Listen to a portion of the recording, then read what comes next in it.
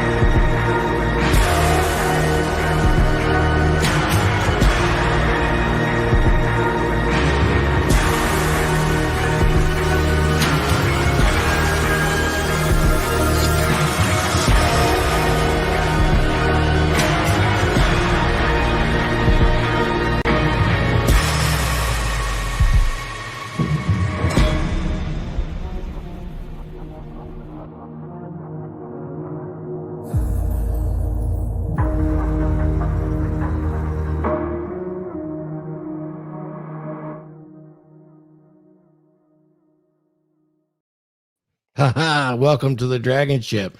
Dragons, raise the shield wall. Today we're going to talk about swinging wood. What in the hell is Thor talking about today? What is this swinging wood at any age? Craziness, I say. No, it's not craziness. Every man's going to need to hear this podcast. Why is that? Well, we're under assault, gentlemen.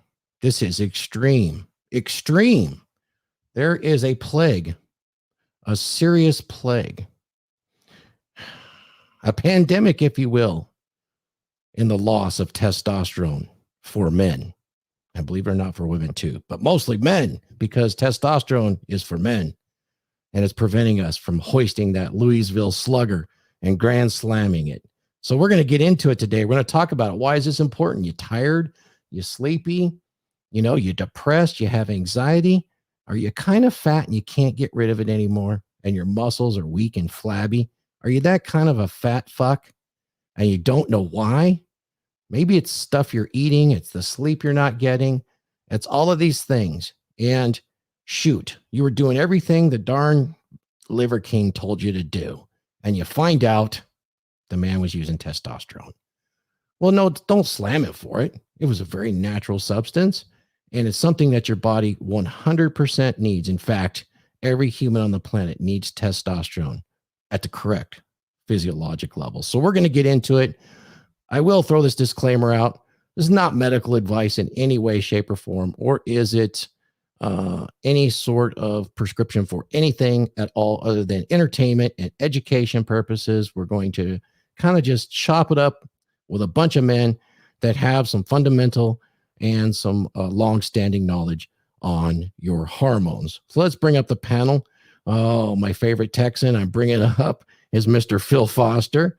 We're bringing up Glenn Laurence. Oh, you're not there, Glenn. We'll go ahead and we'll bring up Randall and we'll bring up Mark. How you guys doing, man? As soon as we get Glenn in, we'll bring Glenn back up as well. Oh, here he is. Here we go. Now we have Glenn. Late bloomer. Yo. Bloomer. There you go. Late yo. Yeah. Guys, swinging that wood. I mean, it's so important to us men. I mean, you guys all know this. When you're in your 20s and you feel it, as soon as you hit puberty, you know what's up. It's kind of confusing, but boy, you get that in you and you start feeling good. When we're going to talk about testosterone, we're going to talk about testosterone, estrogen, hormone replacement, why these things are so important. And there's actually a lot of myths around this. And believe it or not, testosterone is being bandied about because of what went by with the Liver King as going to be the bad guy. All the darlings on the right and the left are going to say testosterone is a deadly drug. It's insane. I'm going to actually show you guys an article from the famous James Cameron from Aliens fame, the Terminator. Talk about testosterone, right? Maybe Arnold knows a thing or two about testosterone.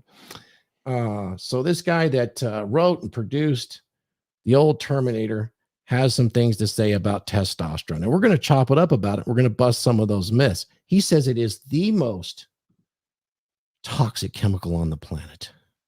Can you guys believe that? Before we get into that, let's just do a shout out to everybody. How you doing, Phil?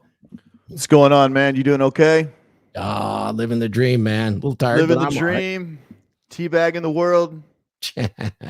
Oh, for sure. Always, man. That's what living the dream's all about. You know, underneath that Under Armour shirt, you're probably wearing a loincloth. Easy Commando, access. Baby. Commando, baby.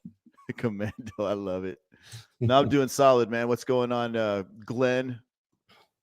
Yo, I'm doing good, man. Just grinding, you know, doing some business stuff over here. And whew, this is an interesting topic. I'm looking forward to this one because, you know, when I was doing my research, I have stumbled across a lot of those articles that you were talking about that were going to start resurfacing. And I have found some very fake articles that try to persuade people one way or the other, but they have no science behind it. It's all theory. Yes. And really this is really interesting. It's an outgrowth of the fitness industry in a lot of ways, you understand. Yep. And we'll try to keep it not too down in the weeds because really we want to keep it to where it's really understandable, because this could actually, we could probably do 4 or 5 parts on the details here with the education level that we've actually had. So and when I talked about the intro, you know, there's a huge drop in testosterone across the Western world right now. And I do want to acknowledge Randall. Randall, how you doing? Our producer, man. The camera's looking great. You know, thank you. You all about it. The beard's looking sharp, my fellow Viking. Did you get your cut yet in the mail? Hasn't shown up yet. Otherwise, I'd be wearing it. Fantastic. And of course, we'll introduce Mark Daniels, Mark's Inspiration. Thank you for joining the panel. You can unmute, say hi to everybody. Yeah, great to be here. What's up, Phil, Randall, Glenn? Glad to be here. Interested in talking about this. I've always been curious about the testosterone. I've never checked mine or anything. I've never had a reason to, but I know a lot of people are struggling with that, and yeah, so I'm excited about what we're going to talk about today and what I'm going to learn. Thank you, man. I appreciate you being here. We're going to talk about some natural. When we get to that part of the show. In fact, maybe we'll start off after this arc. We'll talk about some of the findings we have on what's available to a man to support his testosterone naturally, and a little bit on what the myths and misconceptions are about raising your testosterone naturally. There are lots of ways in which you can support testosterone in a man's body and in a woman's body. It's full disclaimer, amazing. Though. Full disclaimer. You know, on the natural side of things, though, you know, those natural products that are out there, there's a lot of pitfalls too, though, you know, so there's a lot of fake ones out there that kind of say, okay, this, that, and the other thing. There's a lot of limited studies. So a lot of the studies that we looked over when it comes to the natural products, there's a couple of the products that are key, excuse me, that will do something, but understand marginally improving your testosterone with natural products over Xenogenous testosterone. I would pick Xenogenous testosterone any time of the week. Why beat around the bush? You know, and so I just want to throw that out there, that disclaimer out there that, yeah, there are natural products, you know, but the Xenogenous.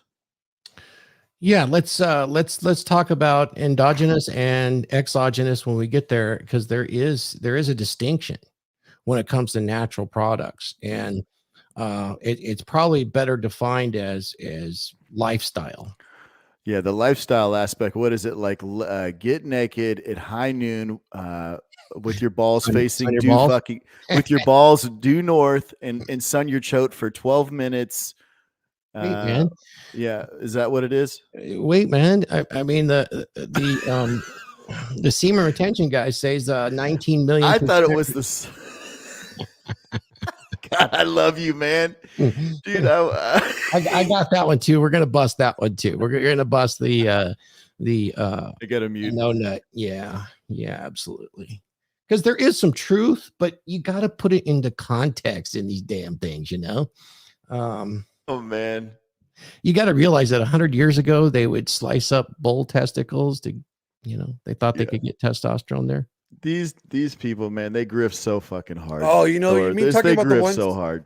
Are you talking about the ones that were eating those, what they call them, the Rocky Mountain oysters? Yeah. 100 years ago, that's what they grind it up and dry it and sell it in bottles, Yeah, for sure. Hey, you guys want to see this super famous globalist? I mean, this is really what sparked my idea. And the fact that since we have a loss in testosterone, I mean, substantially so, it's 45% loss versus just 25 years ago. This is backed up by tens of thousands of Western lab tests of men 18 to 75 years old, counting the total testosterone and the free testosterone, which we can break down later, but we'll just stick with the total for now because that's what most people understand.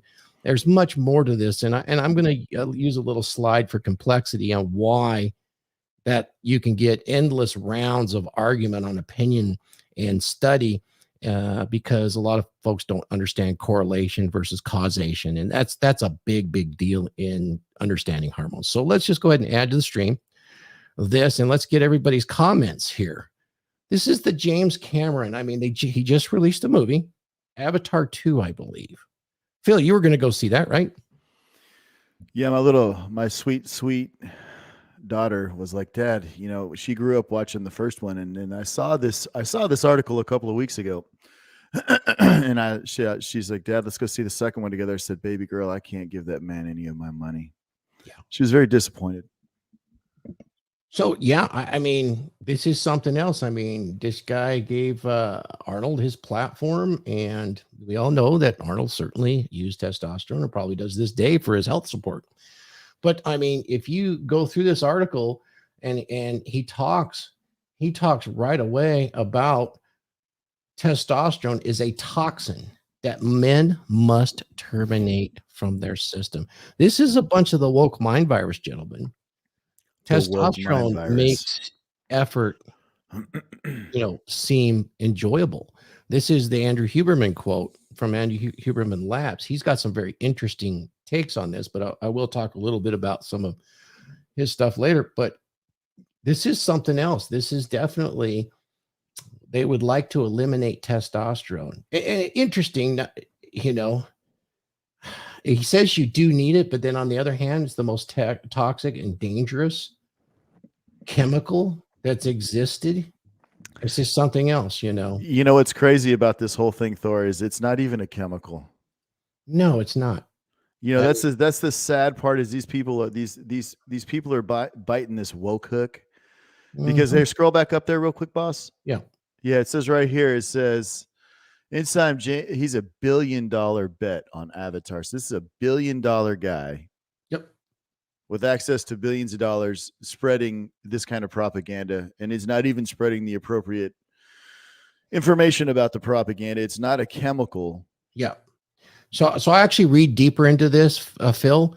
I read deeper into this because there was a time in the mid 2000s, between 2000 and 2010, when testosterone therapy had become popular amongst middle-aged men. And a group of 60 men were studied with advanced heart disease, in which they didn't do that well. And so a class action suit was brought against the cream, some of the creams, androgel and things like that. And, the establishment took this as the new bad guy, and you could see that it was vast. And this coincided with the baseball controversy around growth hormone, which led into a steroid controversy amongst pro athletes. And this went so far as that Congress got involved because you needed a new bad guy. Yeah. And this became quite the bad guy, and it made it very difficult for doctors to actually work with prescribing hormone replacement for those that needed it, that had dysfunctional hypothalamus and pituitary and gonad function, which is also called, the axis, which everybody needs for their life. Hormones are chemical communicators that travel the speed of blood. and they're critical for you to even stay alive. They turn on and off epigenetic switches in your body. They actually will fit into receptors in your brain and actually cause feelings, moods, and emotions to occur. And you can deny it all you want, but this is absolute truth as far as what hormones do. And there's a vast number of these. And just to set the stage of what we're going to talk about, guys, I want you to take a look at this. This is the steroidogenic pathways. We're going to talk about testosterone. Now, they're classified as steroidogenetic, but they're all hormones. These hormones occur absolutely and naturally in your body. When a man is dealing with testosterone replacement therapy, he's putting a 100% identical naturally produced in your body hormone in your body. He's just doing it exogenously from the outside in order to bring him back to a physiologic normal level so that he retains health. There's a lot of science behind this. You know, on Tuesday night, you know, I did a Zoom call and trying to get guys to understand that one fact right there. Mm-hmm. That TRT and hormone replacement therapy is to bring you back to a normal, healthy level. It is not steroids. And there's often, Glenn, you've been a professional athlete. And, as a professional athlete, it's often like if you do anything good or even perform well, what is the go-to today? I mean, you're on steroids. Yeah. Yeah, you're jacked. So what? If you look young at the age of 60, I'm on steroids. I'm cheating somehow, right? Yeah. Like, you know what? Here's the other thing about that, Thor. Let's look beyond that. Like, I have 2 articles right here that I have in front of me that state that if you have low testosterone, there's a correlation between low testosterone and death, and early death in men. Yes, that is correct. All-cause mortality, actually. Yeah. And so to tell guys that they shouldn't get on testosterone or to call testosterone toxic, you are basically saying, hey guys, if your testosterone's low, just die. It's okay. You don't need to take care of your testosterone levels. You don't need to increase them because testosterone is bad and it's a toxic thing. It's like, so what? You want men to die then? Because that's the way that they have to fix it. They either fix the testosterone issue or they die. Because it adds right here, it says that the study was done at Washington State University, and this is through the VA in 94 and 99, and the study was done over 4.3 years, and that 34.9% of men with low testosterone levels in that study died. Yep. And that increases the risk of death to 88%. Correct. Yeah, it's ridiculous. And yet the myth out there is still based on those 60 men with advanced heart disease that filed a class action suit against Androgel as their precursor to say that testosterone is bad. But there's been studies that debunk that. There's plenty of studies that debunk that. But they don't get the airplay because it's not as sensational, you see. And especially in our feminist primary social order, testosterone is associated with males, and we'll get into this later. Males have basically we have 12 to 17 times more than females do. And there's a ratio between that and estrogen, but estrogen has been tagged as the female hormone. But it's much more complex than that. If you look at the steroidogenic pathways, it takes combination of these things to actually create secondary sexual side effects, some of it in the womb and throughout puberty. It's super, super important to understand that. But let's just take a look. Oh, he's on steroids. You can say, that guy's on steroids. Well, guess what is a steroid? Just so we clear the air. Let's look at this. Oh, lo and behold, vitamin D3. It's a steroidogenic hormone. It is a steroid hormone. Your body absolutely needs it to function normally. If you have a vitamin D3 deficiency, what happens? Anybody? Your immune system crashes and you're extremely susceptible. 98% of all COVID victims that died had what?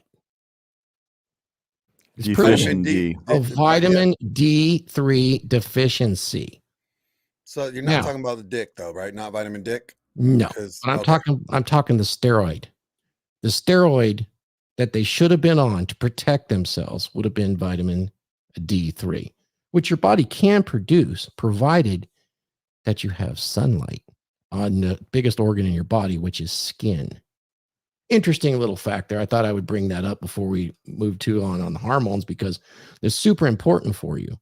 And just so you guys know, with men having this crash in testosterone levels, there is metabolic ramifications.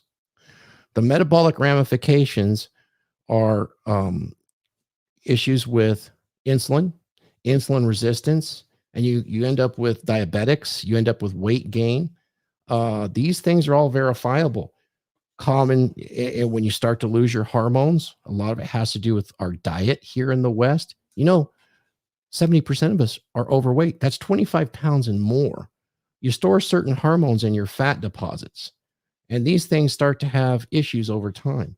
When you have too much, you get changes in appetite, excess worrying, hopelessness comes from low testosterone, irritability, lack of energy, lack of libido, loss of motivation, sadness, waking up at 2 to 3 a.m. every night. Poor mental focus and yes, poor fog. drive as Right. well. Daytime fatigue. So when you start to get normal levels of testosterone, that fatigue goes away. Depression and anxiety decrease. Energy levels improve. Immune response improves. Mental tasks become easier. Physical tasks seem pleasurable. Restful sleep returns. Weight loss begins, and you start to have increased melatonin levels at night again, so you can sleep. And you progressively feel like your old self when you're in your 20s, when you start to get these normal levels of testosterone in your body. And this goes across the board for men and for women. So if you look across our population right now and see the overweight issues and the rise in diabetic, you realize that diabetes is probably, it's up there as the second leading cause of death next to heart disease in men and women. That's pretty substantial. So definitely, the population in the medical industry is just barely starting to realize the benefits of hormone replacement, or at least hormone monitoring, where you're looking at healthy blood markers and healthy levels of testosterone in your body and monitoring it throughout your life, so that you can make lifestyle adjustments and you can start to improve your hormone balance, so you have health for a much, much longer time. So let's just get right into it, guys, with this. Let's bust some common myths. What do you say? Let's do it. All right, let's do it. So some common myths about the testosterone replacement. Since testosterone is such a bad guy and it's a complex topic. So if I was a young guy or even an old guy and I wanted to get my levels checked, Phil, because I was tired and I couldn't swing wood in the morning anymore, and I got my levels checked and they were somewhat low, say they were low quartile. And just for purposes of talking here, the average amongst American men right now has been lowered 4 times in the last 20 years because of the decline in testosterone. But the average now is 285 nanograms per deciliter of blood. That's serum testosterone, up to 960 or 965 nanograms per deciliter of blood across a spectrum of 18 to 75-year-olds. So if I came in and I had, say, 290, would be very, very low. And the doctor says you're low. What does it look like? Because I know you've counseled guys on this before. What myths do they come to you with? Well, first off, I tell them if they have blood levels at 285, 290, that they got fucking acute vaginosis. I mean, dude, that's like, dude, I couldn't even imagine. The thing is, that's the first that's the first issue with this whole thing, is they're going to a general care practitioner. So let's start with that piece of the pie. Yes. Right here. We got this big piece of pie, we're going to eat, man. The first piece of the pie when it comes to hormone replacement therapy is do not go to the sick care system to get your blood done 100%, because they are not going to test the things they need to test for you. Male labs, super important, guys. I'm going to read these off real quick just to kind of like give everybody, if it's okay, Thor, that's good. Let me go ahead and throw these right here. Let me go ahead and scope them. I got them right here. I didn't know we were going to move this quick.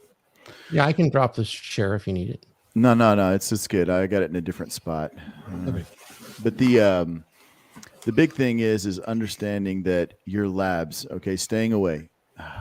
So where is right here? I got it. Boom. Stay away from general care practitioners. You want to look for somebody, guys, that is into hormones, okay? And they get some reputable backing behind them. So labs that we test for in the operation that I work for and that I promote with, okay? So when guys reach out to me and they think they're low T, some of the symptoms that I like to, I put them through a series of tests. And before we even get to the labs, it's like, okay, so tell me about the quality of your life. How do you feel on the day-to-day? Tell me about your motivation. Tell me about your desire, man, to complete tasks. Tell me about how many tasks you can get done in a day without having to write them all down. How many times a day do you think about sex? Because let's talk about it. Fucking starts in the mind. Like for me, like when my girl's on her hands and knees and mopping the floors in my house, is something about that position, dude, that just does it for me, man. I'm like stalking her from like the corner of the other room. I'm like, I can sense that shit. I don't know if it's a combination of the position and the Meyer soap that she uses to clean the floors with in my house, but I digress. So these things are important to understand. Depression and anxiety. How many people are misdiagnosed because they're off hormonally? Okay. I don't know how many guys I've worked with that have said, man, I got a lot of anxiety issues, a lot of depression issues. We get their hormones straightened out. Boom. They're letting go of the pills. Yep. It's insane, man. It is. These are some of the questions that I ask, along with, let's just talk about it. Like the thumbnail. What are you holding there? It's a wooden Johnston, of course. You can't put your dick on YouTube. You know what I'm saying? But the thing is, bat. we all know what happens if you have something inappropriate on your channel that you don't even have.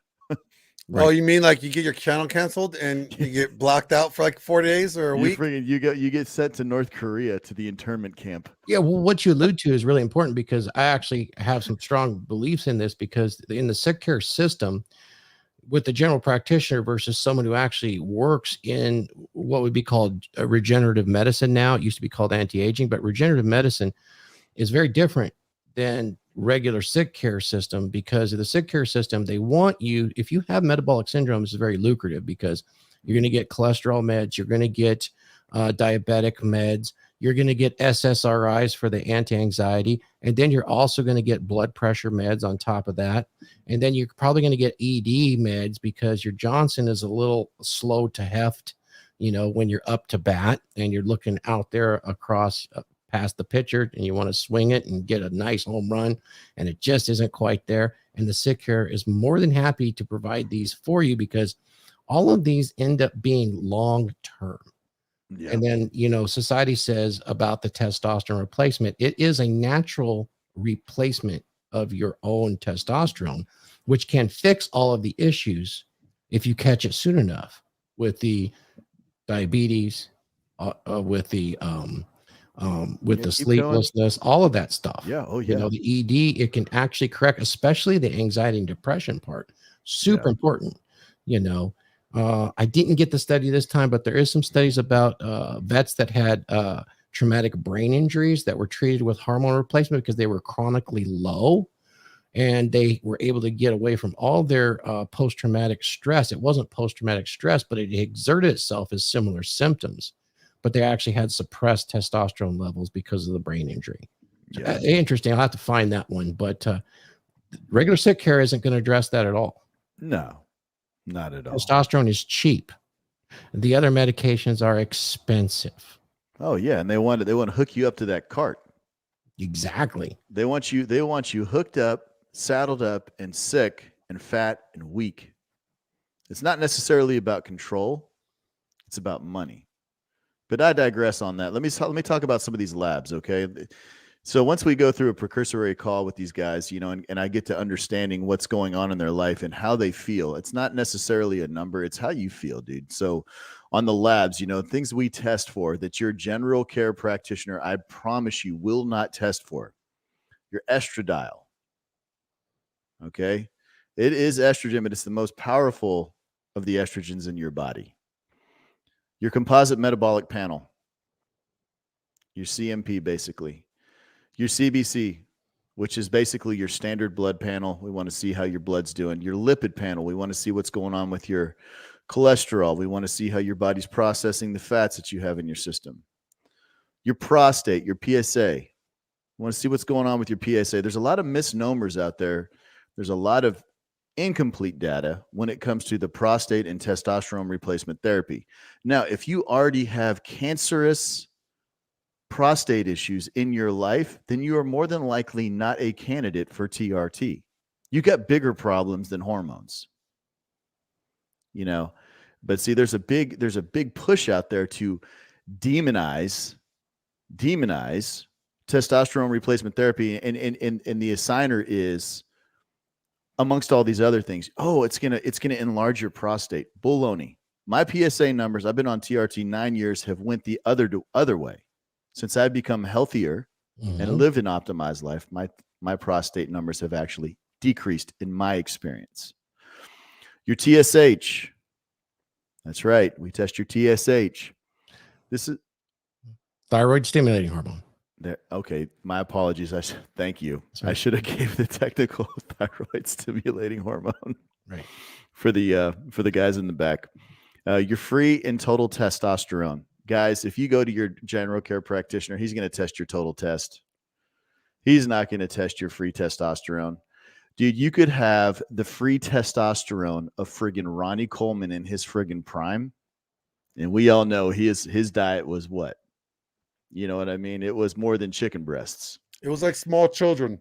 Yeah, he was eating everything. Yeah, including it all. You know what I'm saying? And but free and total testosterone. It's so important to get your free T tested, because if it's locked up with sex hormone binding globulin, and we'll talk about that here a little bit later in the stream, it doesn't matter if you have T levels in the 10,000s. If it's all locked up, Right. your body can't use it, bro.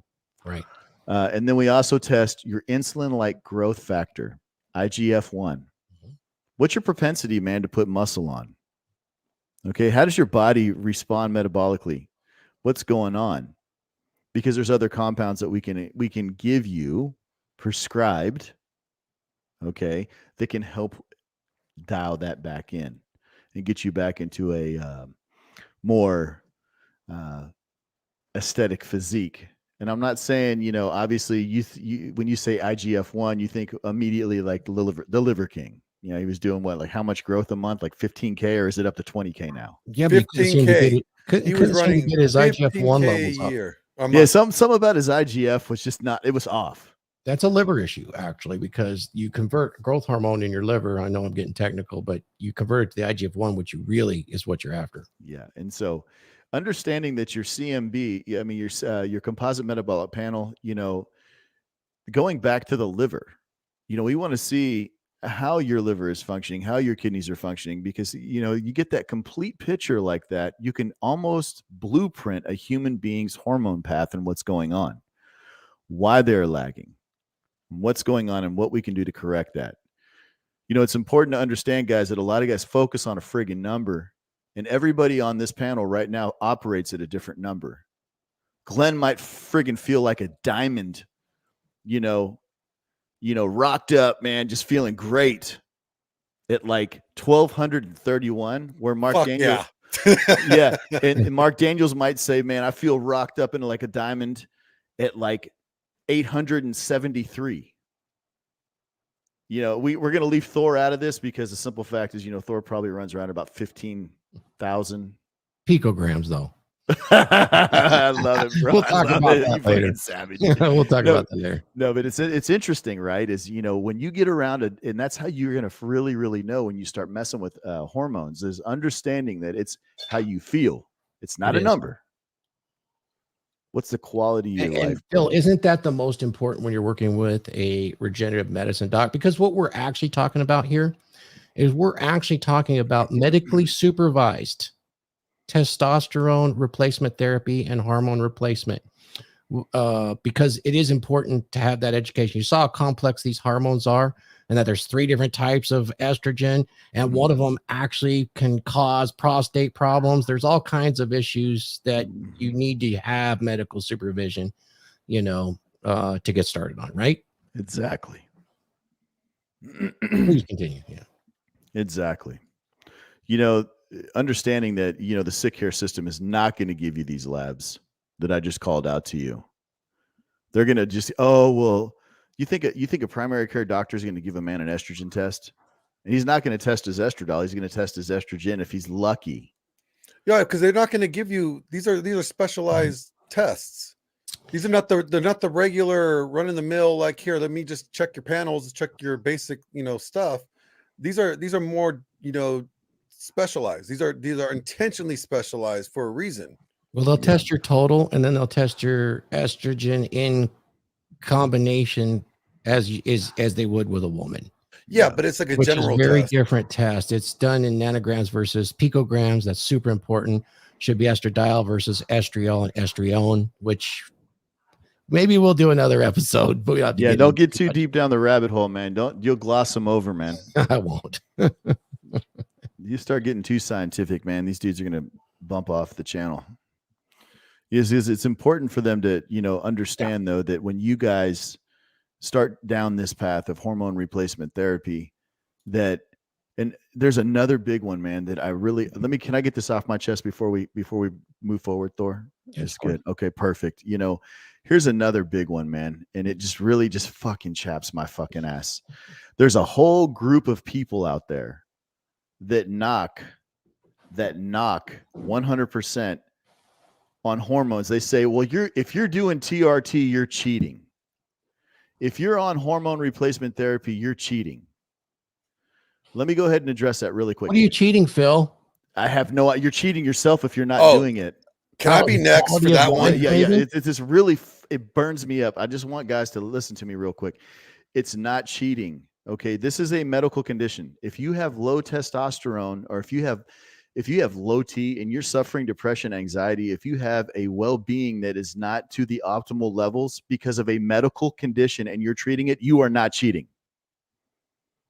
Now, if you choose to take that medical advice and say, well, I'm going to turn it up and do it outside of a doctor's care to try and attain something that you have no business trying to attain because you're not getting the proper guidance, then you're really just cheating yourself. Mm-hmm. Because a lot of guys are like, oh, well, man, he's 215 at like 5% body fat, man. He did all these steroids to get there to compete. Well, let me tell you something, man. A competitor is under the care of a doctor. He's under the care of a trainer.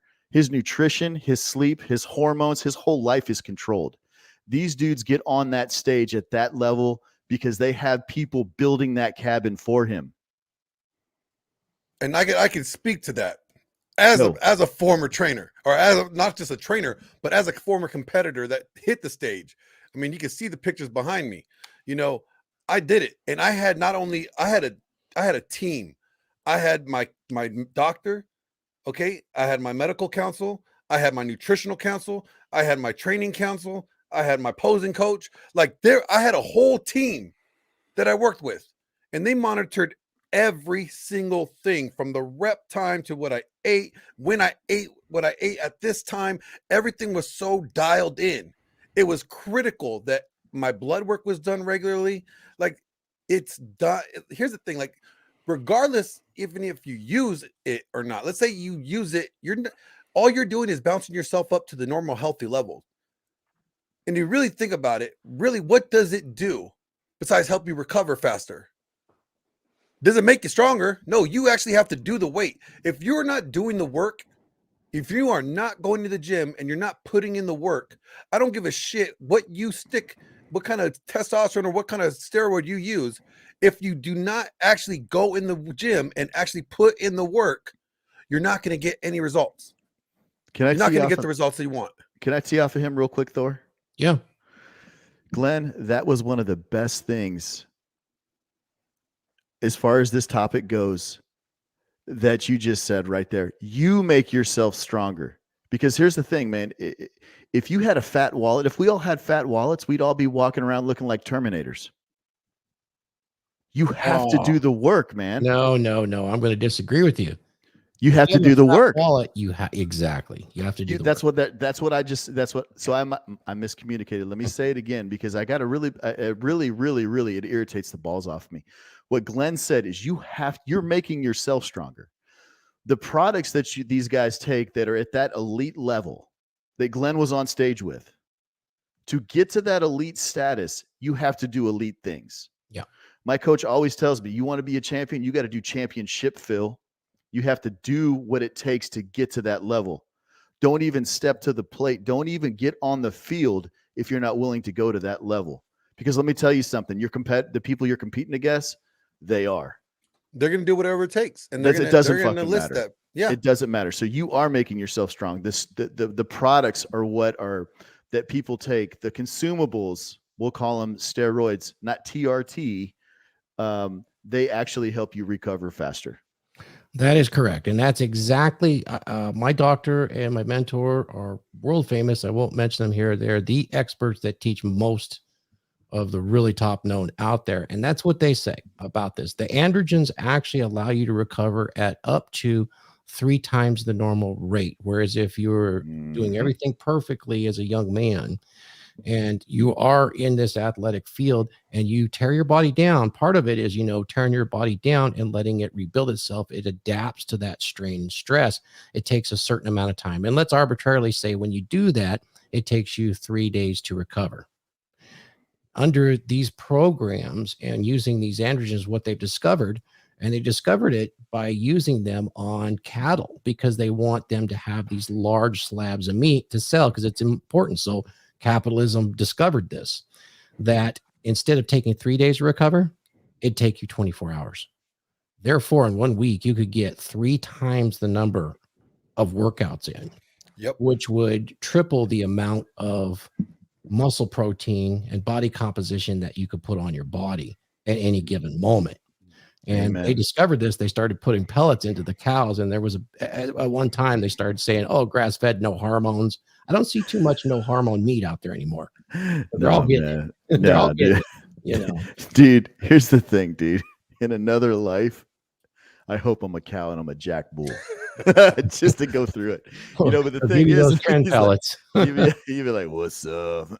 Yeah, but here's the other thing. Like, even if you let's say you move past like the physical fitness or the training portion of it and what it does there, just the fact that there's a correlation between men with low testosterone and death, depression, things that could end a person's life, just because of that alone, all men should be concerned about their testosterone level.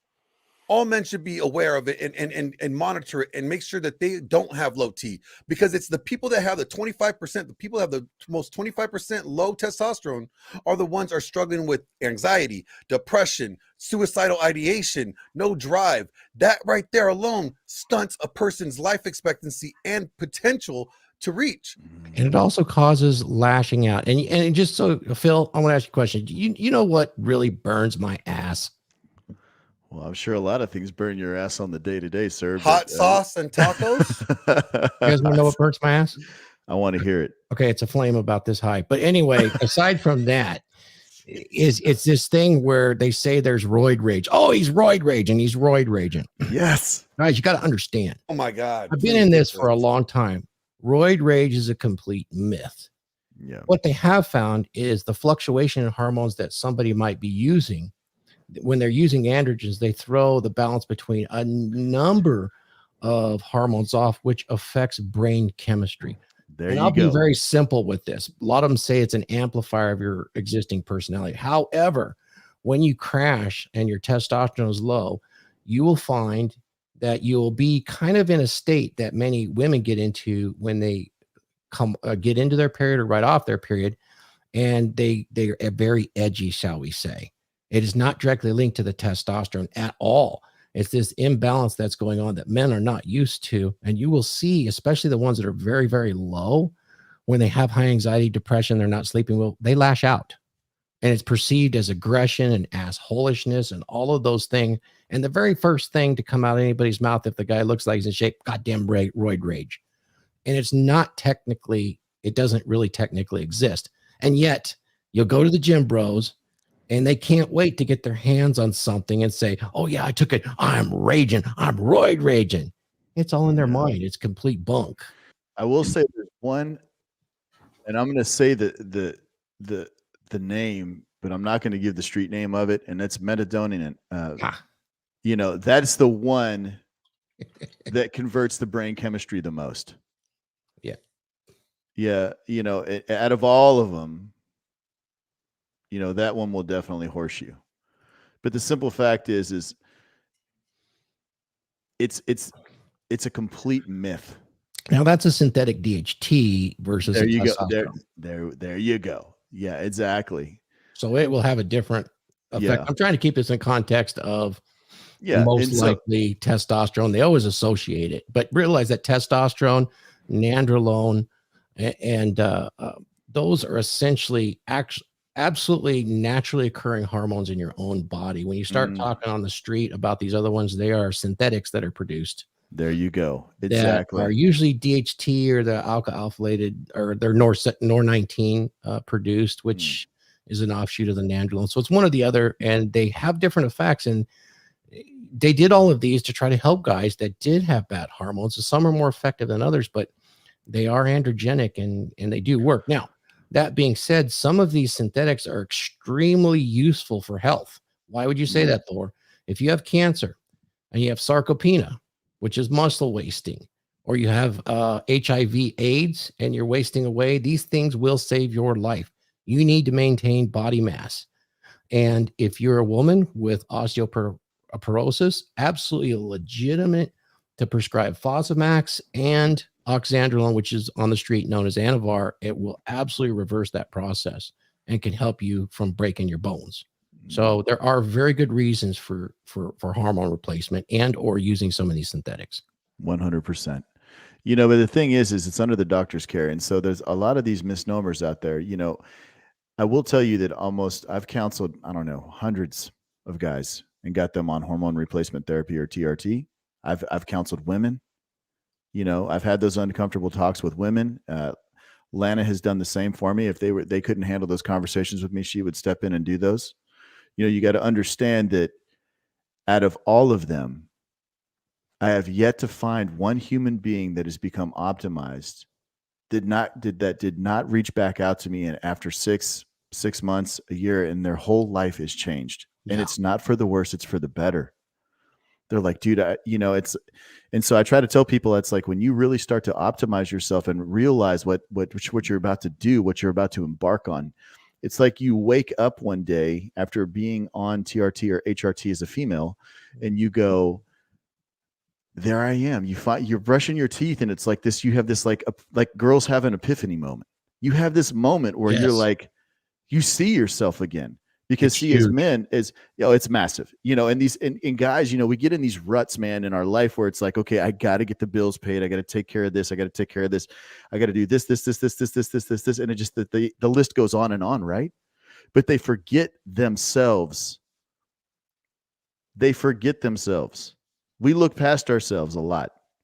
And so when you get on hormones and you really start to change who you are as a human being, and you start turning back to the guy that you used to be, it's amazing the effects that it has on people, man. It's profound, and it's such a good thing. I want to comment two things to get your input on this, Phil, because then we can get into the next segment. But, this whole thing about hormone replacement, testosterone, I want to broaden this scope on this just a little bit before we get into what we can do about it.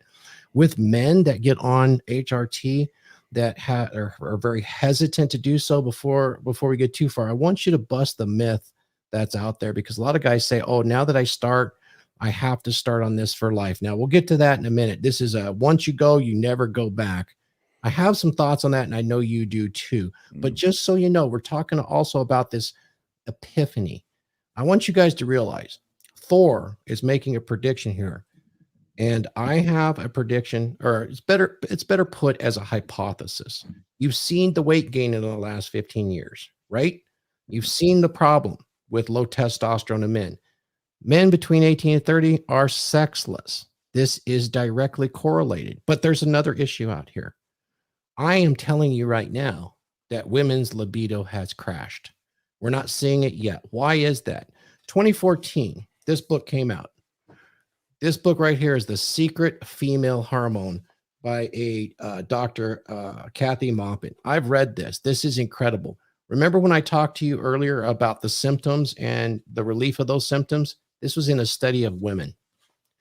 This is incredible. This study was on women and the effects of testosterone on their bodies. They produce it in two ways, whereas men produce this in two ways too. We produce testosterone in our testicles, and we produce it in our adrenal glands. I'm sorry, women only produce it in their adrenal glands. It's an interesting thing. They have 12 to 17 times less, but the effect of testosterone on a woman is immense.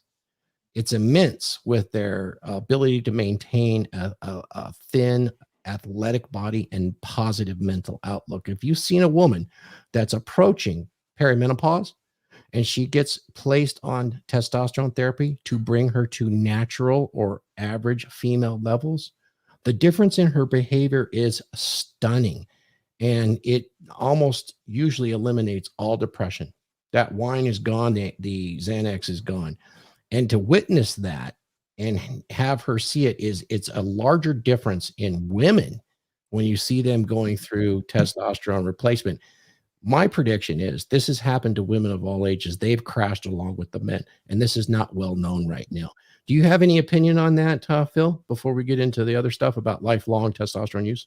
Yeah, 100%. You know, I mean, I just, that's why I put this chat right here. Foster Assist, she says it's really hard to convince women how important testosterone is for them.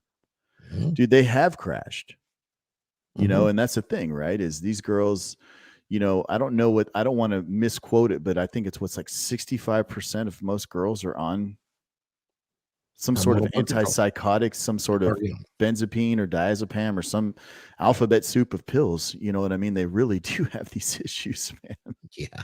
It's a thing, man. And so it's very difficult though to get women to understand that. And normally in my experience and with Lana's experience in helping me with the women is I get the guys dialed first and they start to grow. Okay. And what I mean by grow is their life starts improving and changing. And those girls see that and they kind of get a little salty about it because see their girlfriend or wife. Yeah, like their wives or girlfriends, they see him like starting to level up. Man, he's in the gym. He's got motivation. He's wanting to fuck. He's doing, you know, all these things are changing in his life for the better. And then they go, well, wait a minute. I want a piece of that now. But see, a lot of what happens with a lot of these guys that are in these relationships, and I've had this happen, man, the women chide them or admonish them for being on TRT to begin with. Oh, well, you're sticking a needle in your tail.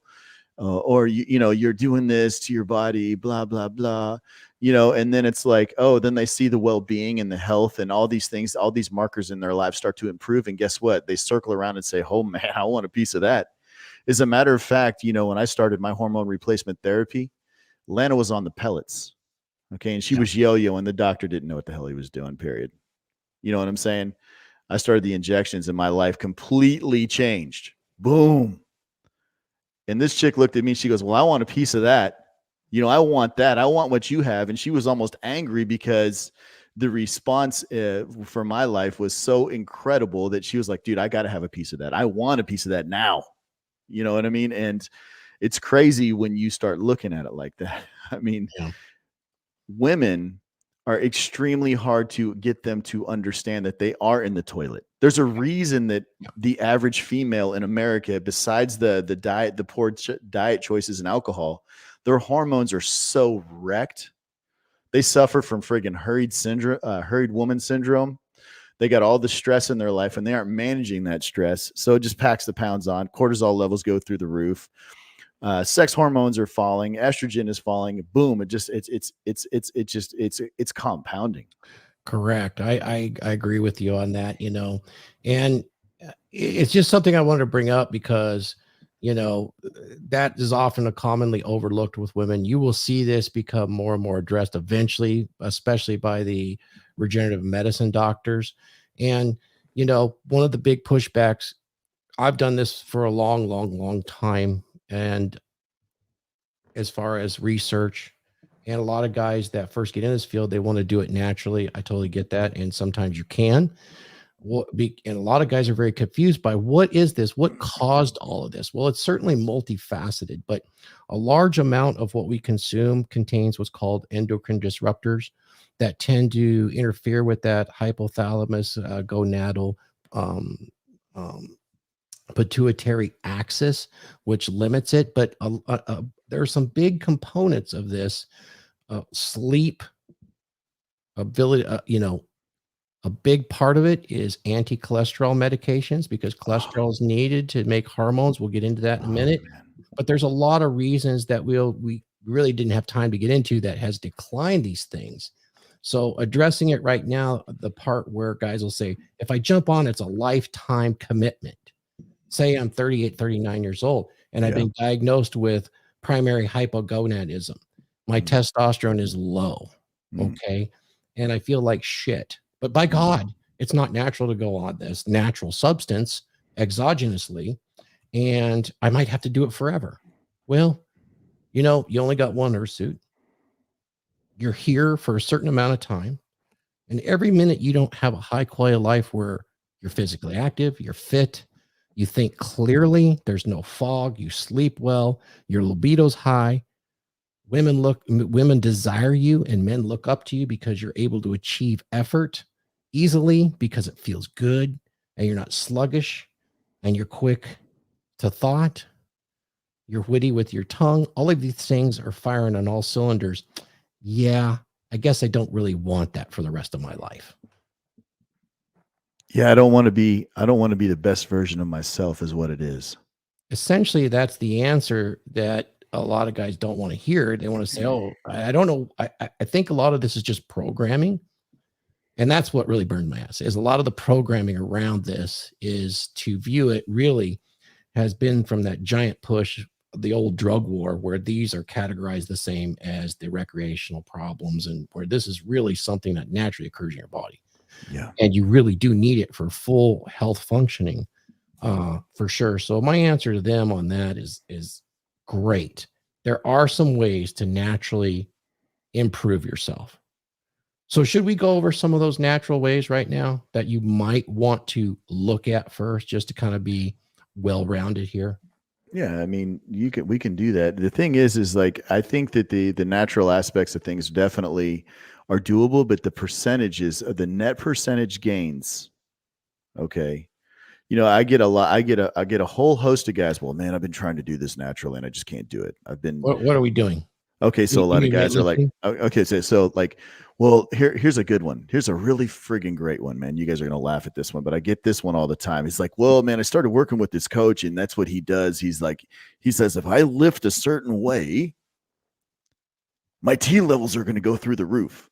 Okay. So we're athletic performance. Okay. Yeah. And so, like, if I lift a certain way, and then when I get done lifting, I go and I cook a ribeye steak with like 3 pats of butter, in a cast iron skillet under a full moon, my T levels are going to be, 30% higher.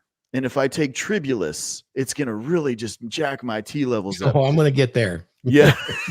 Dude, if I sun my balls facing due north at 12 noon, you know what I'm saying? I'm like, guys, look, there's a tremendous amount of grift in that. Oh, bro, it's so fucking disgusting. It just burns my ass. That's what burns me up. The athletic bodybuilding supplementation industry, probably 80% of it is based on the fact that a lot of its advertisers are on hormones of some kind in order to get that performance versus the actual nutrition. They use a smaller value on their supplements that is valid, but then really what they're after is they hit that emotion. I want to look like this and be like this. Yeah. What is it? What was that famous? It's a black gentleman, and he was who is it on that one? That commercial? He's like, yeah, he's like walking through and like chicks are like looking at him and everything like that. And it's like, yeah, if I want to, and the scrawny guy's like looking at him saying, yeah, I want to be like that. And he's like, well, this is what I take right Oh, here. right. Yeah, you know what I'm saying? And Yeah, it's like bang the chicks energy are drink. Nugenics. Yeah. Nugenics. Eugenics. There you go. Nugenics. the Yeah, you Nugenics, take that's these pills of Nugenics. Yes. You can be dude. Let me stacked like me. Yeah, dude, that's such Right. a bunch of horse shit. Dude, there was $1 billion to be made there. Oh, But, there was, and there is. But here's the real deal. I'm going to just shoot it to you. RP Thor shooting truth right now. You want to go natural? I'm going to lay it out for you for free. I'm going to put it in 2 categories. What you can do without supplementation. And when I speak about supplementation in this regard, there are products that you can get over the counter, and then the other products are prescription, right? 2 categories of products. But if you're going to do something, you're going to do it to improve your testosterone. Here is the very first things you need to do. Let's say you don't even want to get blood work done, but you think you're low in testosterone, you want to improve. The very, very, very first thing you need to do is you need to get good sleep.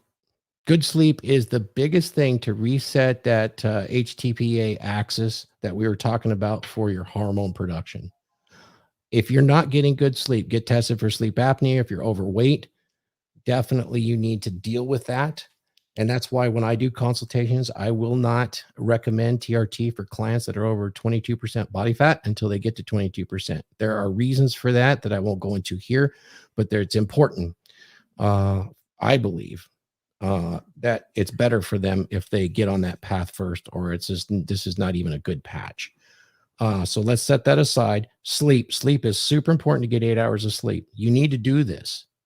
There's lots of stuff out there, weighted blankets. There's ways to get the sleep. Do this without medication. And one of the best ways to do it is curtail alcohol, right? And stimulants. The next thing you need to do if you're going to do anything is start taking some vitamin D3. Make sure you don't, D3, it's a steroid. Yes, it actually is. But take the D3. And then another steroid that you can take that's over the counter is DHEA. These are building blocks that can help you improve testosterone. Sleep was number 1, then exercise, eggs, eat the cholesterol, eat that pat of butter. It's not that big a deal. Reduce alcohol consumption and stimulant consumption at night. Make sure you get that sleep. And then, believe it or not, I've seen a study that if you're around young, fertile women for at least 3 hours a week, you will actually improve your testosterone better than any of the over-the-counter supplements I just mentioned. Nice. This is a fact. Your body does respond. It knows what to do. If you're a male and you're so inclined as to be heteronormative, this actually affects you in study after study. Being around available females that are young and fertile of any age increases a man's testosterone better than if you go and you do the whole semen retention thing, which, by the way, the study is true. You do raise your testosterone level for approximately 14 days. And the way they make it look like 400%, instead of using the nanograms per deciliter figure, they substitute picograms. That's a factor of 10. So when they say it raises you 400 points, guys, it's 40. And that's not even significant. So, Thor, you're saying that if guys want to raise their testosterone naturally, they need to go hang out where a bunch of hot single girls are. It works. And it'll be better than using all that other stuff. Right. Now, once no woman is going to let their man go out and do that. Like, honey, I need to go to the strip club. All right. I need to go to the club tonight because my testosterone levels are low. Correct. I totally get it. But, exercise does well, all those things to you. But it brings you to the second part of this is there is supplements that are over the counter. I just mentioned the one. Can I add to your natural list? Yes, please. In all the content and data that you provided to me that I went through, combed over once I found it. Here's another big one right here, Thor. Yeah, this is a really good one, guys. And listen to this shit right here. This is big. Being a repeated loser in life or loser at whatever you're doing is going to lower your testosterone. That is a friggin' fact. The more you friggin' hit your head because of your poor choices, you're going to lower your testosterone. You need to start winning in your life. Yep. You want to raise your testosterone naturally, become a friggin' winner. Quit being a loser. So true. Thank you, Phil. Can I appreciate it. I was make just one more summarizing, but comment? that's super, super important. That's a fact. Wins absolutely do raise testosterone. Can I make one more comment? Guys, you guys need to avoid soy consumption. All right. Soy does play a role. There's no point why we call guys that are super feminine soy boys. There's a reason for that. All right. And soy is not just in your food. All right. They put soy in a lot of shit that you don't even know about. Your body washes that you get over this counter at the store has soy in it. Yeah, it's called soy lecithin. Yep. Yeah. Like, I mean, Rich Cooper turned me on to that when he mentioned, about the soy thing and the soap that he sells, and yo, I'm kid you not. If you want to get away from that soy, body wash, go hit up Rich Cooper and go get that soap from his page, because that shit is amazing. That shit, it smells great. It does great. And it has pheromones in it. It's good. But you got to minimize your soy consumption. We don't really know how much soy we really consume. And if you're not making your own food at home, if you're not preparing it yourself, then you really don't know how much soy you're consuming. Correct. So minimize the eating out and all that stuff, so you know exactly what you're putting in your body. Yep. So Glenn Laurence is 100% right. I was just summarizing the super big hitters. One thing to note about soy definitely produces phytoestrogens that they don't survive fermenting though. So if you do like a little soy sauce, it does not survive that as a phytoestrogen. So keep that in mind too. But as far as the rest, it's such a huge issue. And on top of that, they use atrazine when they grow soy, which also is another endocrine disruptor. So be aware of that as well. So as you get into the next segment, and you want to say, okay, so I've done all this natural stuff, Thor, right? So I'm doing all this natural stuff. And then I get to the next one and I hear Andrew Huberman and everybody say, what about Tongat Alley and Fedosia agrestis? Man, I heard this stuff can like double my testosterone. It's fantastic. This stuff is great. And guess what?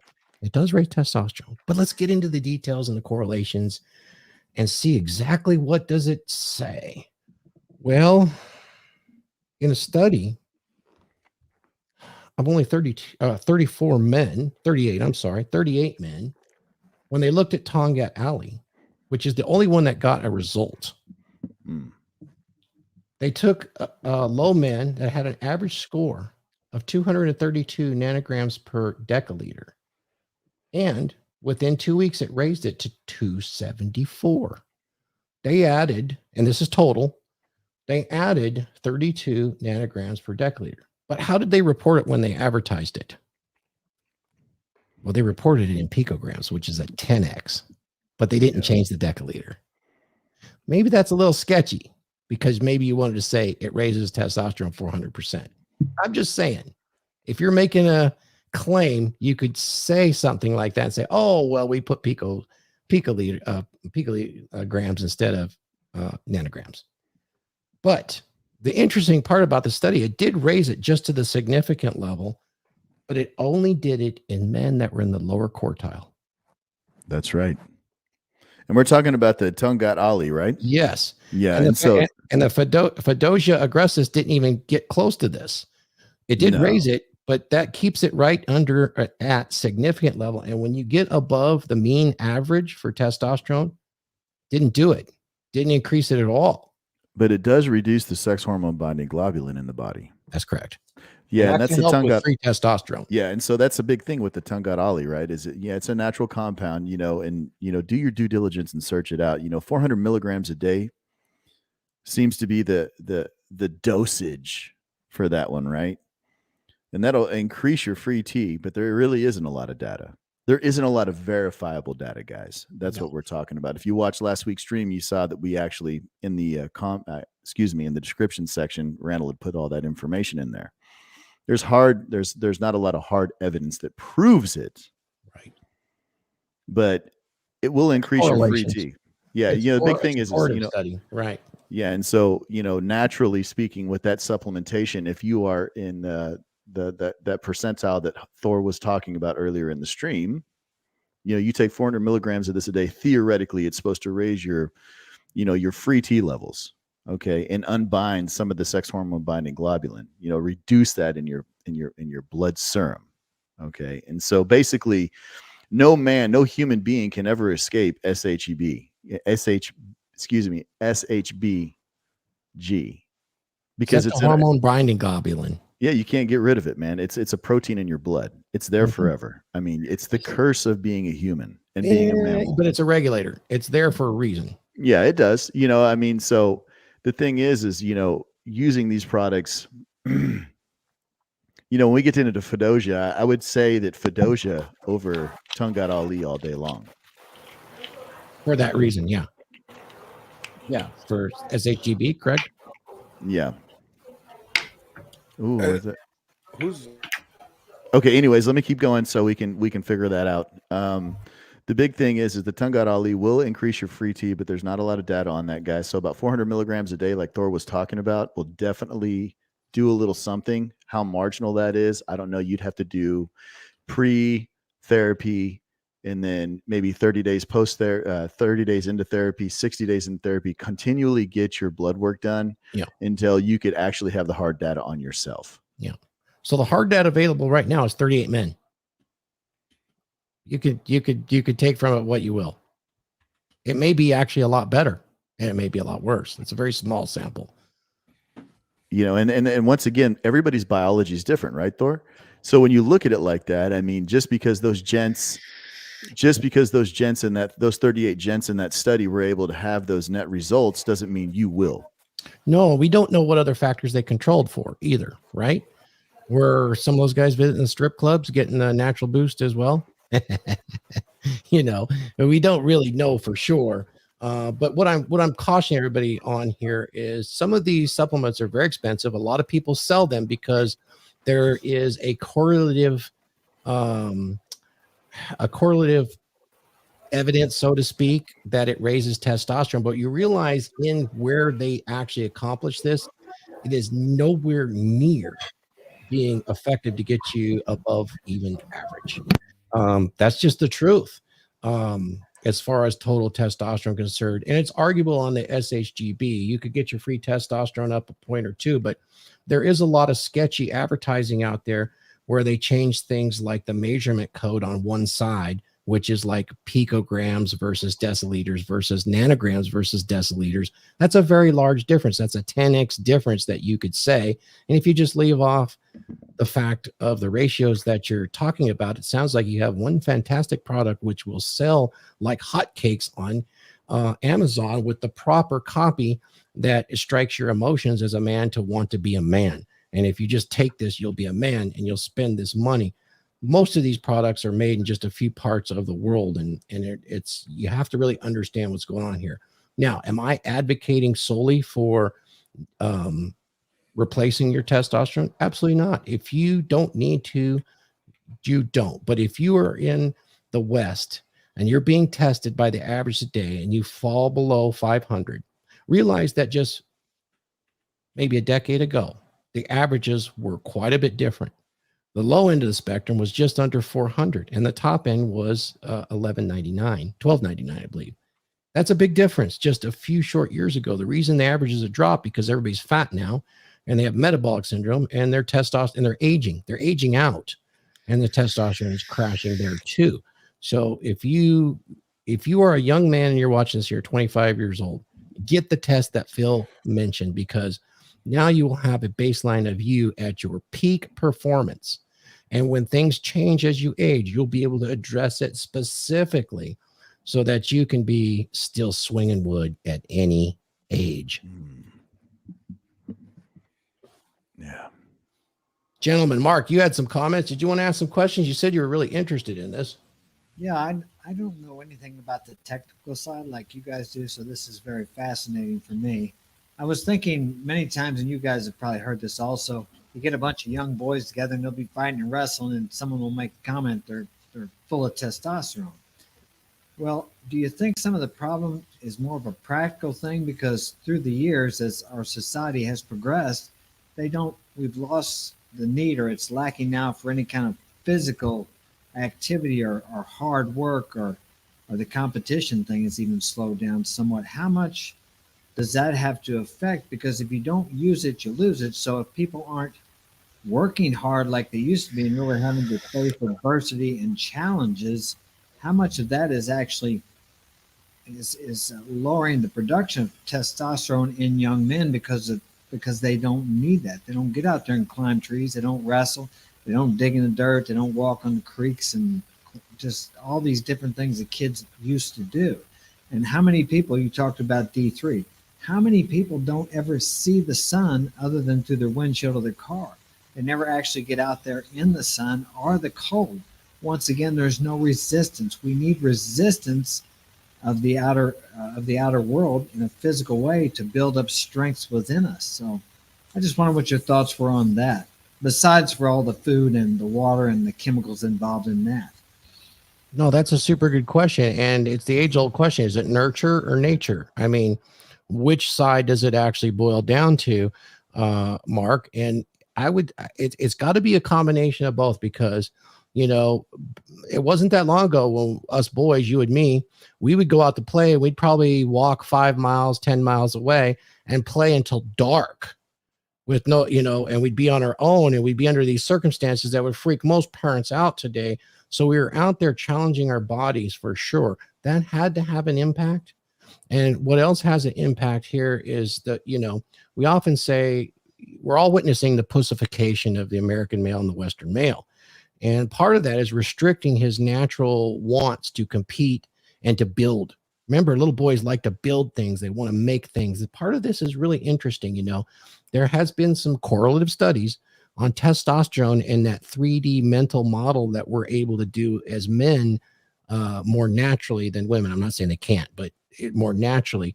And we limit that when we limit their play and we shame. All of those things are very much a factor, I would think, as far as the nurture is concerned. It has to be. But then as far as nature is concerned, what are we feeding them today? Have you looked around at the junior high schools? I believe it's 70% overweight, and we're talking 20 pounds on a small body, putting them, there are teenagers now, Mark, that have type 2 diabetes right now. That metabolic syndrome affects, I mean, you guys realize that insulin is the most powerful hormone in your body? Most powerful. It is responsible for so much. It shuttles nutrients into the cells, into the fat cells. It puts glucose into the muscle cells. It creates glycogen for the ATP process. It also feeds energy to the blood. And when you have insulin resistance, you can't shuttle it correctly. Essentially, it becomes a toxin in the body and it starts to destroy organs. And so you're seeing this with children of such a young age because we have these such high density sugary foods that are designed to addict us. So you've got to say some of that is, you know, is nature. It's the environment, because we weren't really designed for that. We're designed to get out there and run that 10 miles or to hunt things down. You know, as a group of young men, we'd go with the older men, go out there and do a hunt, and we'd bring back a boar. That wasn't easy. So, Mark, does that get close? Yeah, the school lunches, like you said, they're terrible. It's incredible what they have to eat now. And like you said also, when we were out as kids, we were playing flashlight tag. Dad was calling us in at 9 o'clock at night. Yeah. And they also discourage, at least in our state here, for the kids to run on the playground now. They're not supposed to do that either. So it's really, the monkey bars are gone. Anything challenging is taken off the playground. So, yeah. Well, Mark, also look at the fact that they have minimized the physical education. Even PE in school is like, is now considered an elective to a degree. Like, you know, it's not even something they push, you know, like physical education is critical. Now, when it comes to young boys, I noticed, like, when my son was active and playing football, he was in his best shape. 2, he was healthy. He would go to sleep on time, you know, like he wasn't wired up throughout the night. But it's when he wasn't playing sports. It wasn't when he was active, when he wasn't engaged in something physical that you know, for 2+ hours a day, was when I noticed that he had issues, you know. So it's like physical activity is critical for men, and it also helps you develop, even if they're not training. Like I would never let my son lift weights in the gym when he would go with me, but I would let him do calisthenics. I would teach him how to do, you know, body weight exercises to help promote muscle growth and promote strength. But no, I wouldn't put him under the weights, but that's because, his plate, I don't want him to hurt himself, but it's like, it's critical that boys, especially boys, stay physically active, because like I said, diabetes are bad, weight gain is bad. And once they get behind the 8 ball on that at a young age, it is difficult to combat as they get older.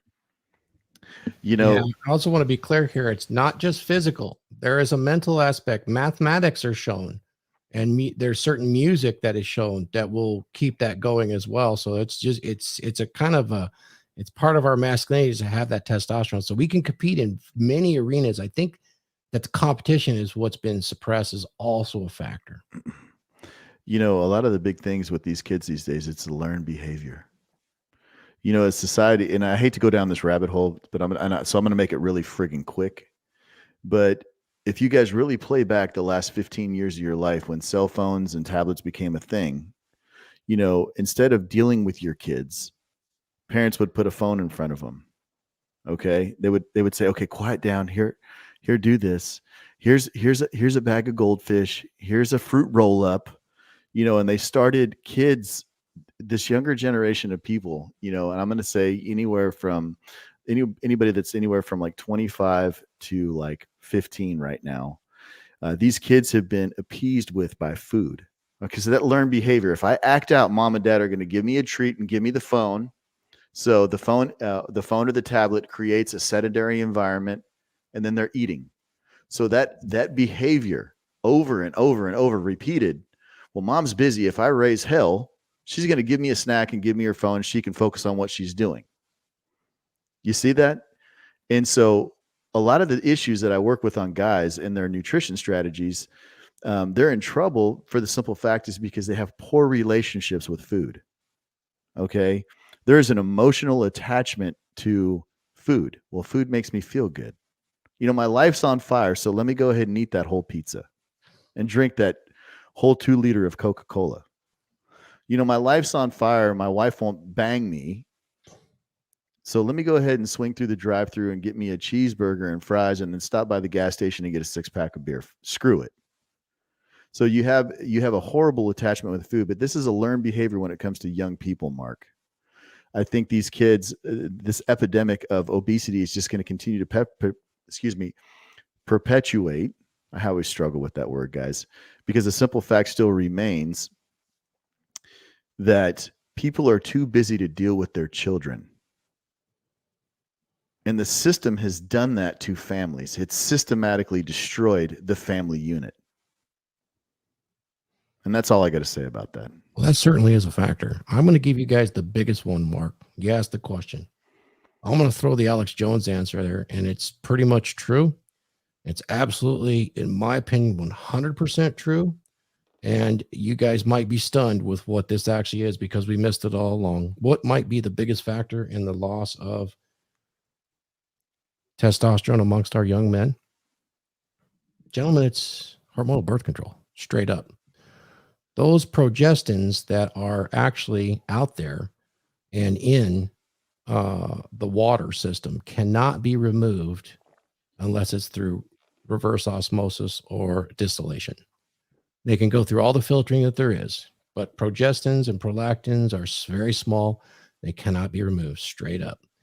And in many cases where a lot of water has been dumped from the cities outside, especially in the Midwest, you start being affected. You can see amphibians being affected because estrogen and progestins in the water will turn the animals into one sex or the other. And if they're halfway through their gestation and their eggs, remember, frog eggs are permeable by water. Now they have progestins and they have estrogens inside of the water. A lot of the ones that turn out male end up being quite gay, thinking that they're females. And this is not a joke and it's not a slam. It's just that that's how powerful these hormones are. And when you're drinking water that has these hormones in it, those two hormones in particular aren't much affected by the liver. They pass through the gut and are still effective. They don't get destroyed like testosterone, which is a much larger molecule. That's why you can't take a testosterone pill. It gets destroyed in the gut and it's unusable. But certain forms of estrogen and progesterone, that is not the case. That's why you have orally available birth control. And so I think that's a much larger factor than we would like to say, because if we said it straight out, we'd be bucking the feminine primary social order, because the issue with it is hormonal birth control is what freed women in their mind in order to control and become supreme in society. Then they feel they deserve it. And if we were to say that that stuff's in the water and it's causing this strange effect, we'd be viewed as crazy and enemies of the state, essentially. But the fact is that those hormones are in the water. And it's a big, big problem around cities and areas where this has happened. The women take it, it goes into the wastewater, it gets recycled, and you can see the evidence in the amphibians and the animals around them, those plants. So that's one of the big things I want to bring up. That's definitely a factor too, Mark. Back to you. Can I say one more thing about the factors that play into it? The one common denominator between guys that have no girls or are not good with girls and guys with low testosterone is the common denominator is they have low testosterone. Because you don't see guys with high testosterone having issues with women. You know, when it comes to being that guy, being confident, being, risk taking, going out there and asking the girl out, being in shape. Like those are all good factors that contribute to guys that have high testosterone or have normal testosterone levels. But guys that tend to have low testosterone levels all seem to struggle with all those factors that contribute into finding what a woman will find an attractive mate. Oh, it's totally true. And the guys that have extreme testosterone, you used to supervise them when you were a corrections officer. Yep. But they never had a problem getting women, did they? No. You know what? Most bad guys have no problem getting women. No. None. Like they get more letters and more fan mail from these females that, want to have some of their children than anybody. Yeah, for sure. So what do you think, Mark? I see you talking, but you'll have to unmute because of the hiss. I was just thinking what Glenn said. Yeah, it's incredible. And I was also thinking, okay, we're all standing on the battle line 1,000 years ago. Do you want men with high testosterone, or you're not worried about it? Of course, you want guys, because it's my belief that the higher your testosterone is, the more, I use the word aggressive you can be. They like to use the word assertive now, but it's something about that just makes it gives you more. Well, you guys talked about it. Phil talked about how when he started getting his testosterone back or started taking the therapy, he's seen it in himself and others, how they felt more alive and more motivated, so to speak. That's not your words verbatim, and it's the same way with the low testosterone. You just don't have that motivation. And if you go back to how our society is, they don't need it. Like you said, Thor, we're not out there doing the things we used to do. So lack of use or lack of, I guess, physical activity. Even the women years ago had to work. My grandma had an old wringer washer and to hang her clothes. I mean, they worked all day. So it takes an amount of testosterone that kind of gets us motivated, because as you say, the people that you see that have a lack of it and you start helping them with the hormone therapy, they start feeling better and they start having more energy and they want to do more. Yeah, for sure. So in today's environment, we certainly have to consider this. All men really need to understand what the myths and misconceptions are and why it's important to monitor and understand their hormones and what the proper levels are for optimal health. Yeah, we have to seek out adversity and challenge now, is where it used to be. It was there when you got up every morning. Go ahead, Phil. Yeah, I'm good. I just wanted to make sure that are we going to talk about the Fedosia agrestis, or did I miss that when I was grabbing that backstage? About the sexual hormone, it might help you with sexual hormone binding globulin reduction. No, that was the Tungat Ali. The Fedosia agrestis is, did we talk about that one as a natural supplement that guys can take, and ladies? You can. Okay. Yeah. It just, there's another supplement out there before we move forward. It's I can never say it right. It's the Fedosia agrestis. Okay. Yep. So basically both men and women can take this. Okay. And so it helps increase levels of luteinizing hormone. Right. Okay. And so that's another supplement you could take, and it's pretty much readily available. I think the standard is about 875 milligrams, and so understanding what that does, so let's talk about that real quick. Thor, it increases the luteinizing hormone. So which does what? Well, luteinizing hormone is going to affect the gonads or the Leydig cells in the testes to produce testosterone. So you're kind of using a separate pathway to try to stimulate it. It's very similar to what hormone clinics or what the regenerative medicine doctors are going to do when they prescribe human chorionic gonadotropin, which is a luteinizing hormone, or it's a stimulating hormone that's used also in fertility clinics to do exactly that. Exactly. And so it'll actually help the ladies as well. And that's what's the cool thing about it. So it's actually that compound comes from a shrubby bush in Africa, believe it or not. I I did a little bit of Shrubby bushes. Wait a minute. Shrubby, What kind of shrubby bushes? hey, hold on. I don't like hairballs. No shrubby bushes for me, bro. No, not here. The thing is I like a nice manicured lawn, perfectly gone. You guys are fucking savage. It's okay. Jesus Christ, I can't say nothing on this fucking panel. No, but the thing is that that's something that you and your girl can take, really. I mean, and so that will help her as well, believe it or not. In the essence, I'm going to say in the sex desire department, it will stimulate her a little bit. Is it like a female Viagra? Absolutely, it's not. It's more of a natural compound. But as far as fertility issues and things like that, it can go further. So I would even say this: a lot of guys that are on TRT, they're worried about me. Oh, will I be able to have kids later? Most guys that are on hormone replacement therapy they're done having kids. You know what I mean? But this is another compound that you could use in addition to the HCG that normally comes with your hormone replacement kits. It's another compound that you can use to kind of help stimulate, sperm quality and things like that. The luteinizing cells, are 100% responsible for what, Thor? Making what? Sperms. Boom. There you go. And so when you're on TRT, your sperm quality over time will diminish. This is a fact. And that's why most men, when I meet with them, and I've got some younger clients. I got a client that's like 23 years old.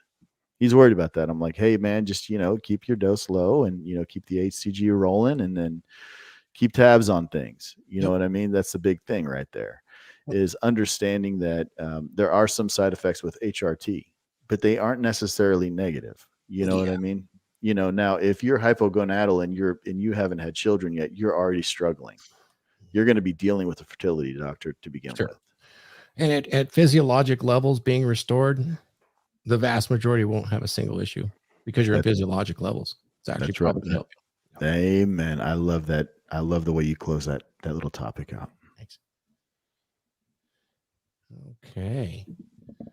Guys, this has been super exciting. I want to do a quick round table and get us, there's so much where we could go with this because it is actually so important. It's one of the biggest topics out there. You're going to see this all across our space here because it's going to come under attack. It's come under attack before. I've lived through it. It's an easy bad guy to hit. And now that we got this real famous guy that, was preaching natural everything, which is great. And he had a lot of really good tenets. I don't even have an issue if he's doing hormone replacement, really. I prefer honesty and I prefer medical supervision. But as far as this is concerned, it's something that every man should question because you are in an environment. You can't help it. You're in the Western environment. You are plagued by all of these things that reduce our testosterone. This will prematurely age you. If you're drinking too much, you'll get prematurely aged. If you're smoking, you're going to get life is going to prematurely age you. And to say it's not natural, well, let me tell you something. Death is totally natural. Let me say it again. Okay. I want you guys to understand that are listening in. Death is natural. I want to be completely natural.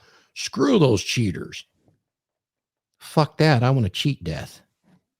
Amen. I'm going to go to 100 and I'm going to look like this. I'm going to bang everything I can. Come on, man. No, and I don't want to go out as a fat, miserable fuck. So I'm going to use every tool because my ancestors were tool users and they used tools to conquer this world. And I'm going to reach out and conquer everything I can. I'm going to make a better empire for those that live in it with me and want to come along with me. And that's what it's like to be a man. That's what it's like to be a man with normal, average testosterone. You're a conqueror, you're an explorer. So if you're listening to this, it's something you should be aware of. Seek it out, understand it, the knowledge that is. And when the time comes, if you find yourself with the symptoms, address it. And yeah, maybe you do have to be on it the rest of your life, but think of the quality. I'm going to go to 100. And yes, I am on TRT for sure at normal physiologic levels. And I have all the tests to prove it. And I do it under qualified medical care. And I won't mention the names because they're rather famous, but they're quality doctors here in California that are on the cutting edge. So I just wanted to kind of say that, and then I'll give everybody a chance before we get out of here to say their piece on hormones, testosterone, all of the things that we discussed today. And maybe we'll revisit this again when we want to get into the detail. Yeah. You know, the before we tee off onto your roundtable, Thor, let me just go ahead and continue with the natty thing really quick. The natural guys. Hey man, you know, I get your hate with the whole being optimized thing, but let me tell you something. There's nothing natural about your life. You drive in a car. You live in an air-conditioned and heated home. The clothes you wear are synthetic. The foods that you eat come in packages that are synthetic. So when you talk about being, oh, well, you're not natural because you're on TRT or anything like that, dude, nothing about your life right now is natural. Now, if you're running around in the forest with a loincloth from an animal that you killed and you're drinking water from a stream, guess what? You're still not natty. You're still not living a natural life because you're getting all the byproducts of society. I do not care. Being on hormone replacement therapy and treating a medical condition does not necessarily make you a bad person. So if you're thinking about doing this, if you're really considering like optimizing your life and becoming a better human being, don't let some other naysayer that's like, oh man, that's not natural. Let him go sun his balls at 12 noon facing north. Okay. Like Thor said, we have evolved as a species. We are a society that has leveled up and we have the technology to live a quality life. But that technology has actually hindered us in the meantime. Your environment, all the different products that you have in your life, that car you drive, the house you live in, the clothes you wear, the food you eat, the light you're under. Like hell, I'm under unnatural light right now in the studio. The moral of the story is all of this is attacking your body. So there is a consequence to evolution. Okay. This is just another tool to help you level up and become the man you were created to be, or the woman. If you're a lady and you're watching this, the woman you were created to be. There's no sense going through your life, living a subpar life and, oh, you know, this is just part of life. No, it's not. Fight it all the way to the end because 100% Thor is absolutely correct. The only thing natural is death. And that's all I got on that, man. Hey, Phil, let me add one more thing. If you take pre-workout before you go work out in the gym, that's not natural. You're taking a stimulant, okay? If you have a headache and you take aspirin to cure your headache, to alleviate that pain, that's not natural.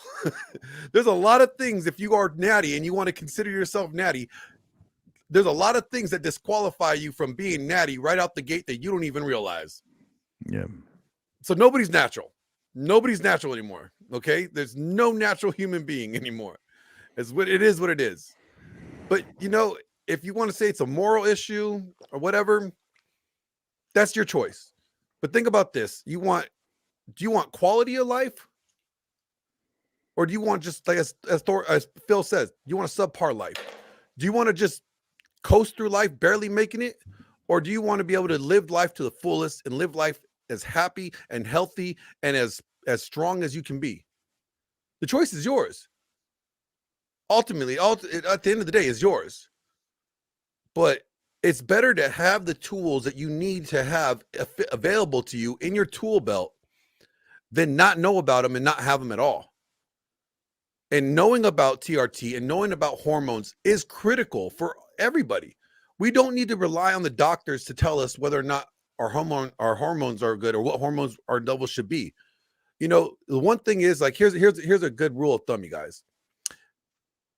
If everybody in the media starts telling you that testosterone is bad, the good chances are, more likely than not, they're lying and testosterone is great. Because we have learned that anytime anybody in the media that has said something that, you know, the Chinese flu is not going to kill you or is bad, we realize that it really wasn't that bad as they said it was. So anything that they blow out of proportion, we have come to find out that that's not reality. So the way that they're going to be attacking testosterone and all this stuff pretty soon here, like the director did, good rule of thumb is it's probably bullshit, and he's probably making it up to try to push the narrative. Think about it. Words of wisdom from my friend Glenn. Fantastic. Let's do a quick roundtable, gentlemen. Phil, did you want to go first? Yeah, I can go first. Yeah, it's just important. You know, I kind of went on a rant there for a minute, but the big thing is this, guys. You know, if you're living your life and basically it's subpar, and you've addressed every other avenue, but you haven't addressed your hormones, you can reach out to guys like me. There's guys everywhere, man, that are helping guys with hormone replacement therapy. I will caution you on one thing, and that's going to a brick and mortar location that's going to give you a cookie cutter protocol. You know, the important thing is to listen to some of the things these doctors are talking about. Like, if they want to address how you feel and not necessarily a number, that's the way to go. The blood panel that I mentioned earlier in this stream, that's the kind of blood panel you're looking for. You want to see all those aspects. There should also be an extreme amount of questions asked to you, you know, maybe a patient intake form. They need to know everything about you. It's important for you to realize that you have this asset, and which is the technology of understanding how to improve your life. You know, so if you're living a subpar life, hey man, jump off that cliff, man. Give it a shot, man. You'd be surprised. Literally, I've counseled hundreds of people. I'm probably over 400 people now at this point in time that I've helped get optimized and get on hormone replacement therapy, and not one of them has complained about their life. As a matter of fact, I get emails, I get messages through different social channels that how their lives are improved. I look at their social feeds and I see them living these full lives. And that's the point, man, is what kind of life are you living now? You can find me at PhilFoster_ all over social media, Twitter, Facebook, Instagram. You can find me here on the Growthcast or on the DragonShip channel right here with Thor on Saturdays. If you guys have any questions about hormones, you can hit me up at philfosterfitness.com. I do hormone consultations right there. I work with a provider. We do telemedicine, so you don't even have to go to a doctor's office. We do telemedicine, and we actually get it shipped right to your house, and you treat yourself at home. So this is a super easy process, and I want you guys to understand that there's a lot of pitfalls out there, and hopefully we've kind of dispelled some of the myths and understand that you can go do the natural route, and I'm not discrediting that. I'm just saying that their net return on those natural routes aren't going to be as good as treating yourself if you truly are a low T individual. And so someone that would be low T in my book would be anybody under like 600. Okay, I'm going to consider that low T in this day and age. So take a step back and really consider, you know, the quality of your life, and understand that there are resources out there. Hopefully this discussion today on this panel has been a resource for you, and you've learned a few things. There's a whole host of information that, you know, we left off the table today. Like Thor said, maybe we can circle back on that at another time. Thor, thank you so much for putting this on, guys. It's been great to be here with you today. Oh, you're absolutely welcome. And I would totally agree with you on that cut line for the middle. Glenn Laurence. Yeah, you guys can find me right here, right on the DragonShip. And just so you guys know, there is a project that's happening that we are slowly working on. And it's going to be an epic project that we can't wait to show you guys. I want you guys to be ready and be prepared for the Triton. The Triton is coming soon. And myself, Phil Foster, and RP Thor are bringing you guys content that we don't necessarily talk about right here on the DragonShip. It's a little bit more involved, a little bit deeper at times. and it's pretty fucking phenomenal. Must say that. But also stay tuned and prepared for another project that I'm working on. It's called The Late Night Breakdown, and it's going to be a podcast show, kind of like a variety show that Phil Foster and I are going to be collaborating on. And what we're doing, we're going to be giving you something pretty much kind of like a late night variety show, but in a way, in the form of a podcast. It's unique, it's new. I haven't seen it done before, and we're going to give it a shot and see what you guys think. So stay tuned. We definitely got some projects coming out, and I want to say this, like, again, on the testosterone thing, at the end of the day, when something that could be linked to the quality of life that you have, and also that's something that's so important to make sure that your levels are at a good healthy range, like testosterone, because the lack of it could lead to premature death. You should look at it as just as important as cardiovascular disease, just as like any other form of disease that you could get that could cause you to have an early death. That's how important it should be. It's not just something that makes your muscles bigger. It's not just something that, makes your dick harder. It's something that allows you to live longer and live a better, fulfilling life. And something like that's something that affects that much of your body and that much of your life should be very important to you. Fantastic. Thank you, Glenn. Appreciate your input as always. Mark, you got some final thoughts? Yeah, I like the point that Glenn and Phil brought up, and you too, about the natural thing, because I've had actually people ask me if I was on steroids or if I was natural, and I'm not near as big as you guys are. I think a lot of times people just use that for an excuse, because if they can point the finger and say, oh, well, he's doing something, that's why he's like that, then they can justify their lack of motivation to do anything for themselves. And also what you guys said about being natural. Yeah, is anybody natural? Because even though I don't take any pre-workout, I have. It's kind of like the addiction world, and people say, well, I'm clean and sober, but yet they're drinking coffee and smoking cigarettes. Where do you draw the line at? Is anybody natural? Are these people actually not taking any kind of addictive substances? And in the world we live in today, it's just almost impossible to eat as well as I did when I was a kid. And I lived on Grandma and Grandpa's farm where the cattle were grass-fed, the hogs, the food was grown in the garden, and she canned food. So sometimes you have to counteract those things with the available options that we have today. And I figure it like this: all these things that we have available to us, like the hormone therapy and the TRT, these are all come from wisdom, from God, if you like. It's not a question of whether they're good or bad. It's thinking makes them so, and how you use them. Like a knife or a gun can be used to save someone's life or to hurt someone. So it's really your perception and how you view it and how you use it, like you guys talked about, under doctors' guidance, and not just going out there and finding some on the road guy, some guy on the side of the road, and buying something from him. And I think that's what happens in our society is somebody has a bad experience with it, or someone dies from using these things, and that's what the media jumps on. They don't talk about the thousands of people that's actually improved their life. So my advice in all this is to keep things in perspective and open mind about all of it. Thank you, Mark. Appreciate that.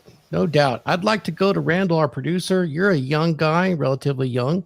You're in your mid-30s. And, what did you learn from today, Randall?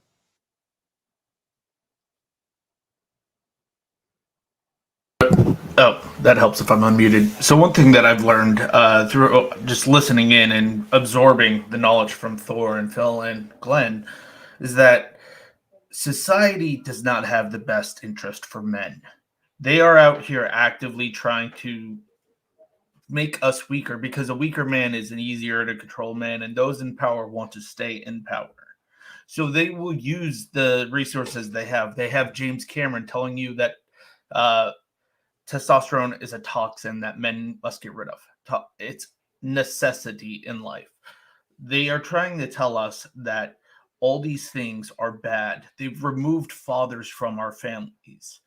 They're making it so that it's easier for men to control, and they're going to do their best to shame us for fighting back and pushing back and saying, no, we are going to optimize our health.